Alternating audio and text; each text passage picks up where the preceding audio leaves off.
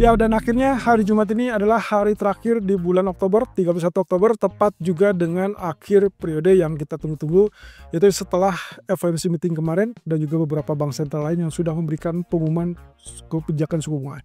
Nah, kira-kira apa saja yang terjadi hari ini dan bagaimana dampak selanjutnya? Karena sampai saat ini saya tidak sama sekali mendengar terkait dengan rencana pembukaan kembali kantor pemerintah Amerika, dan sepertinya shutdown masih berlanjut, dan ini berarti hari ke-30, dan itu hampir memecahkan rekor atau menyamai rekor 8 atau 2018 yang lalu. Oke, kita lihat apa yang bisa kita lakukan, termasuk dengan apa saja data ekonomi yang bisa kita manfaatkan. So, faktor penggerak market yang datang pertama adalah kekejutan. Ini kaitannya dengan pernyataan-pernyataan atau pidato dari para gubernur bank sentral. Dimulai dari FOMC kemarin, kita lihat ada Fed di situ, Mr. Powell, dengan kejutan yang sebenarnya tidak terlalu menyenangkan ya, karena mayoritas market masih mengharapkan akan terjadi pemangkasan suku bunga di bulan Desember, dan setelah pidato Powell justru terjadi penurunan yang ya cukup lumayan. Dari ekspektasi 90% menjadi peluangnya hanya sekitar 70% saja. Dan yang kedua, kejutan juga terjadi pada saat BOJ meeting atau BOJ yang mengumumkan kebijakan suku bunga dipertahankan sesuai ekspektasi, tapi kemudian pidato Kazuo Ueda dinilai relatif mengejutkan karena tidak sesuai dengan ekspektasi market, yaitu yang sangat mengharapkan memberikan clue kaitannya dengan kapan mereka menaikkan suku bunga. Nah, kemudian ada data ekonomi juga muncul dari Jepang. Lagi-lagi ini adalah terkait dengan inflasi. Sepertinya ini adalah salah satu poin ya yang sempat menjadi perdebatan, tapi kemudian juga tidak disinggung oleh Kazuo Ueda.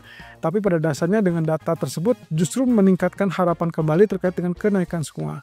Kira-kira apakah ini akan terus membuat Kazuo Ueda menolak untuk menaikkan suku bunga, atau justru ini akan menjadi angin segar bagi kenaikan suku bunga berikutnya.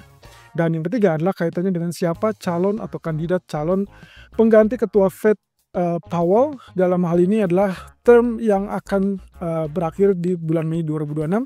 Sepertinya bisa saja setelah pernyataan Powell kemarin yang relatif kurang menyenangkan, terutama untuk semua pihak yang mengharapkan pemangkasan suku bunga lebih lanjut, kelihatannya ini akan menjadi ancaman serius untuk posisi Powell. Ingat yang kemarin sempat saya katakan, kalau misalkan ternyata September dia selamat karena dia lakukan pemangkasan, Oktober dia relatif selamat karena dia juga lakukan pemangkasan, tapi mungkin Desember ini akan menjadi tanda tanya besar. Apakah nasib dia masih seberuntung itu? Atau tiba-tiba kita akan melihat dia mungkin di cut off di bulan Januarinya, karena mungkin dalam pernyataan di pertemuan Desember nantinya akan relatif mempertahankan suku bunga. Itu yang menjadi tanda tanya. Dan siapa calon pengganti yang dipersiapkan atau yang mungkin lolos di tahapan kedua nanti. Oke, kita lihat pernyataan apa yang membuat Powell dianggap mengejutkan. Kemarin kita sudah sempat bahas pernyataan kaitannya dengan bahwa pemangkasan bulan Desember itu bukan suatu kesimpulan ataupun kepastian, sehingga masih tetap butuh data ekonomi. Pertanyaan dasarnya adalah, kapan kita dapatkan data ekonomi yang lebih signifikan? Karena memang sampai saat ini shutdown masih terus berlanjut. Dan bahkan setelah data CPI kemarin satu-satunya rilis dengan angka 3,0%, tapi kenyataannya juga data-data lain tidak serta-merta akan rilis. Seperti GDP ataupun inflasi PCE yang harusnya kemarin dan juga hari ini, itu sama sekali tidak rilis. Dan mungkin saja non-farm payroll juga minggu depan tidak akan rilis. Berarti apa yang akan menjadikan pegangan bagi Powell dan kawan-kawan? Saya rasa ini juga kaitannya dengan apa yang terjadi kemarin di pertemuan bulan Oktober. Kalau misalkan Powell mengatakan pemangkasan Desember tidak pasti, mungkin salah satu yang menjadi penyebabnya adalah faktor data ekonomi yang kurang.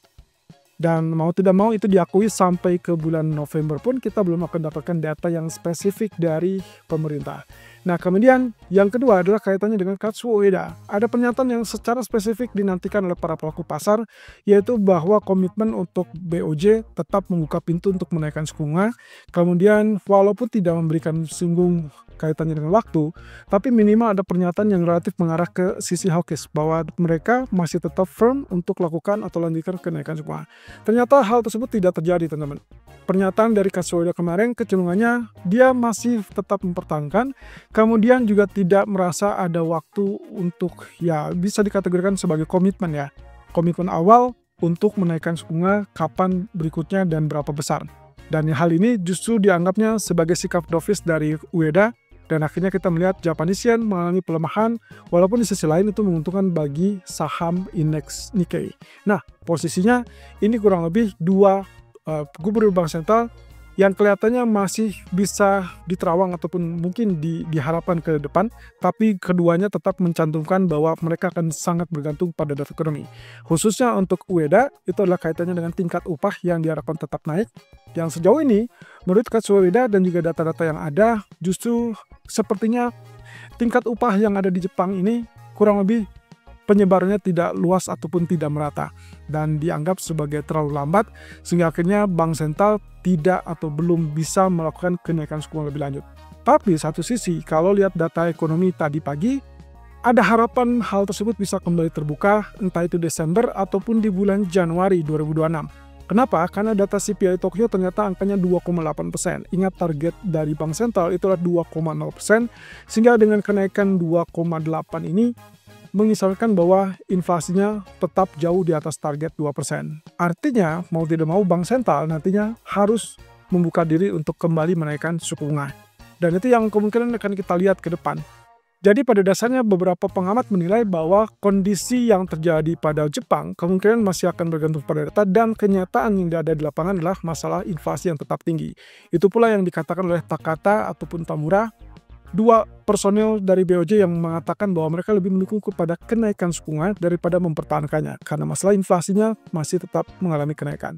Tapi kita lihat ya, apakah ini akan ada koordinasi dengan pemerintah, yaitu kaitannya dengan di bawah Menteri Keuangan yang baru, tentunya di bawah Perdana Menteri Jepang, Takaichi.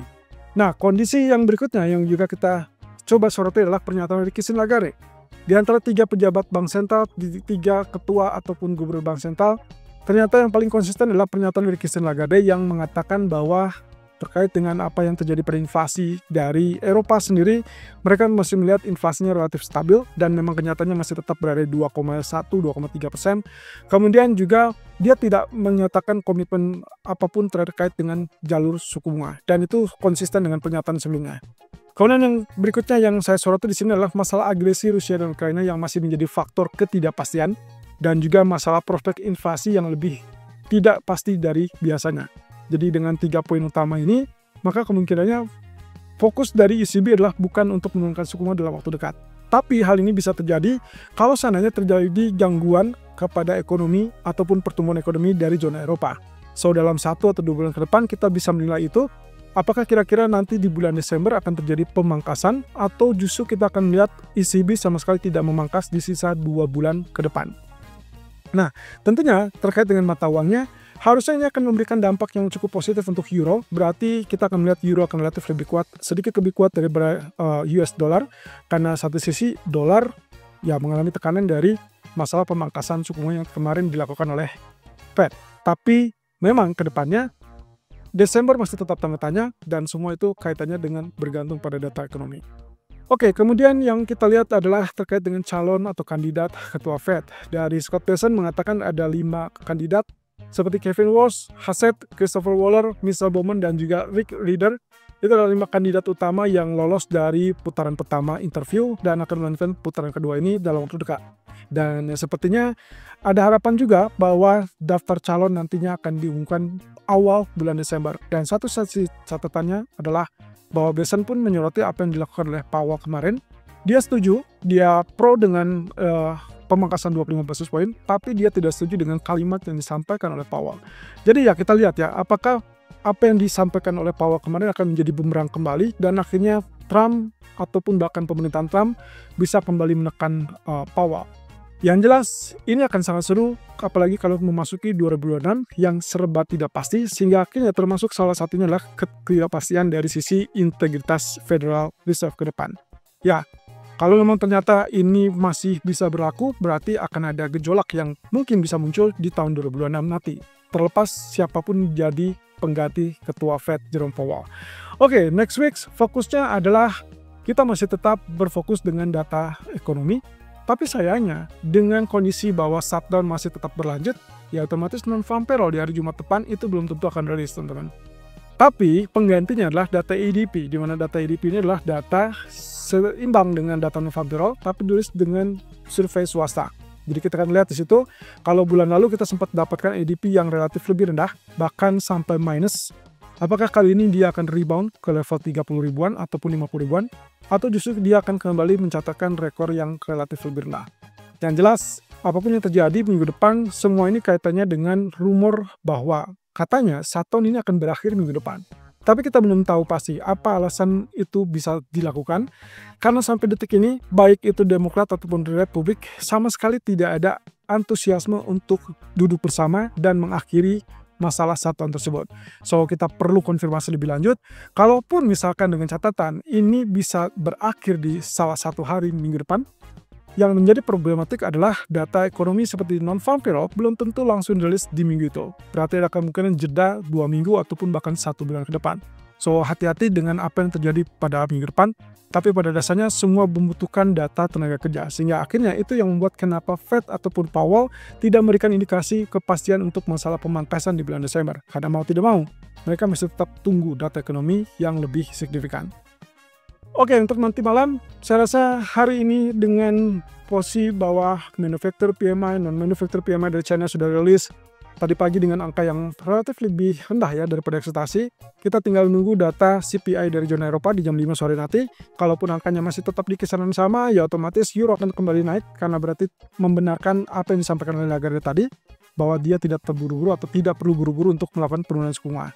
Kemudian, dari Amerika hanya terlihat Chicago PMI dan juga terkait dengan Bostic Speak. Saya rasa dengan kondisi Chicago PMI sebagai satu-satunya data yang bisa kita jadikan pegangan, Anda boleh berhati-hati dengan angka tersebut. Kalau angkanya relatif lebih tinggi daripada ekspektasi, berarti dolar akan lebih mengalami penguatan, dan berarti other currency ataupun bahkan emas itu bisa mengalami penurunan. Tapi kalau misalkan datanya relatif lebih rendah daripada ekspektasi, kita bisa harapkan hari ini mungkin ditutup dengan rebound di malam hari. So, kira-kira apa yang akan terjadi nanti malam? Karena sampai saat ini kita nggak dapat clue apapun terkait dengan data ekonomi after kebijakan Bank Sentral kemarin. Mungkin saja respon atau reaksi market terhadap kekecewaan Powell itu bisa saja berlanjut hari ini. Atau mungkin juga tidak sama sekali. Nanti sore kita akan lihat perkembangan lebih lanjut dari pergerakan market, terutama emas dan juga indeks saham.